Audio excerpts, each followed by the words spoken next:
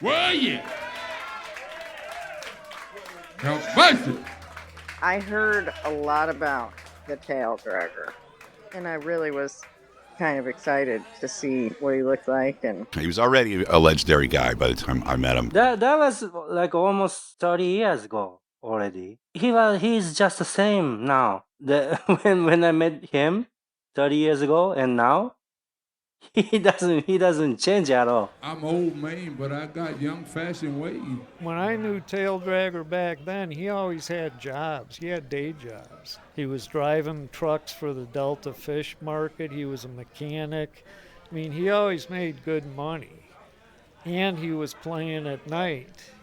And he was crazy, so I don't know how he did all that and was able to pull it off.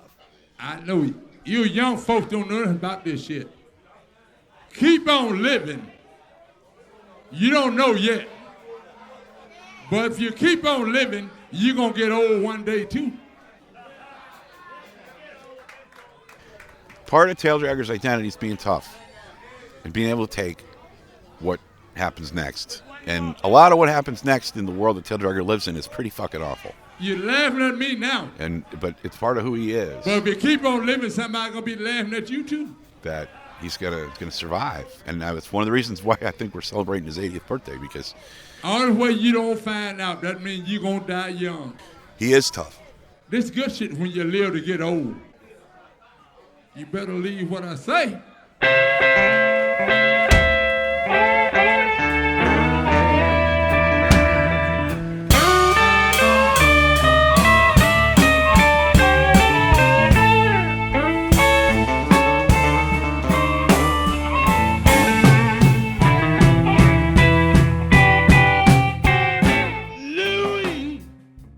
I met Tail Dragger through a fellow named Dave Waldman. He said he played harmonica with this fellow named Tail Dragger, and I should come out to the west side to hear him play one day. So we did, and it was the loudest and craziest thing I'd ever seen in my life. And Tail Dragger was kind of roaring. He was more roaring than singing. He's crawling on the bar on his belly, singing, with one hand holding up the microphone, the other hand he's using to leverage his crawl with across the bar. Drinks are spilling right off the bar, and Tail Dragger is just going for it. And I go, who is this character? Never seen anything just so raw and unapologetic. I immediately like Tail Dragger. Who and what is Tail Dragger? It's this name first of all draws you in, and then so my first impressions were just like, what a character, and entertainer supreme. But then the music just sucks you in like so much. Like it's like this is like the real deal gut bucket stuff that's hard to find, and he doesn't stray from that at all, and you just kind of get in this hypnotic like juke joint trance almost. I think that's what like sucked me into Tail Dragger. Music is about going to a different world. It shouldn't be about like going to Costco to pick up a grocery list. Music is more than that. Does that make sense? And he was in a different world. And he had such a connection with the audience. And he sang to every woman in the audience, crawled on the floor. And it was just a new level of showmanship I had never experienced.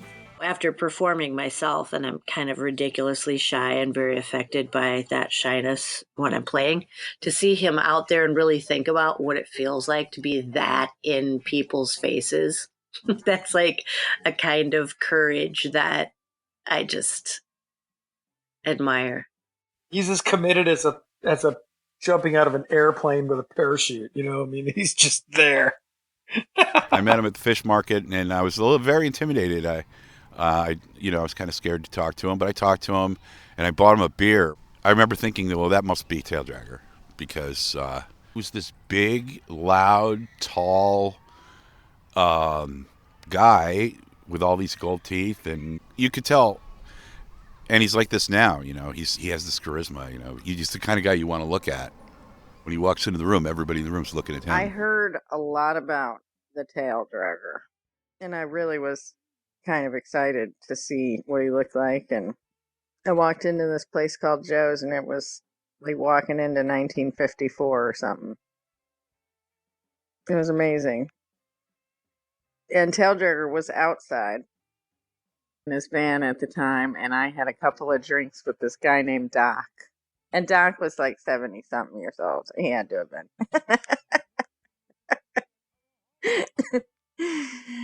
And Doc says, "Hey, Tail Dragger, come meet my new girlfriend."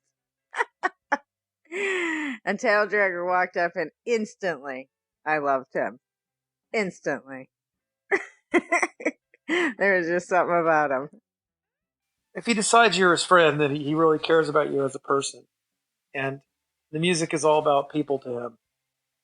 It's not about money. It's not about your career. He's never really cared that much about any of that on the music business side. It's just about singing to the people and really singing the real blues and connecting with the people. And when he does, there's just something truly golden about it. And he just connects to people in an elemental way.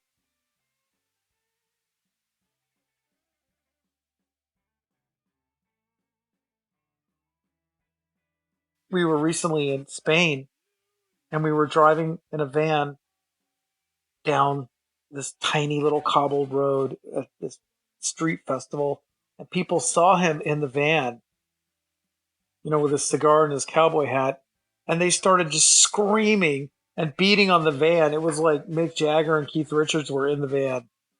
And, he's got that, and they're, Tail Dragger can't speak a word of Spanish, and they don't understand a word he says. And they just loved him instantly. The first time I went to Europe was with Tail Dragger, and he walked out on stage really slowly and just sat down on a chair and looked at the audience. Never said a word. It took forever. And then there was this moment of complete silence, and then everybody screamed. And, this is just, Tail Dragger has that effect. Because it's so real and it's so basic and it's so human and it's without any, it's pure.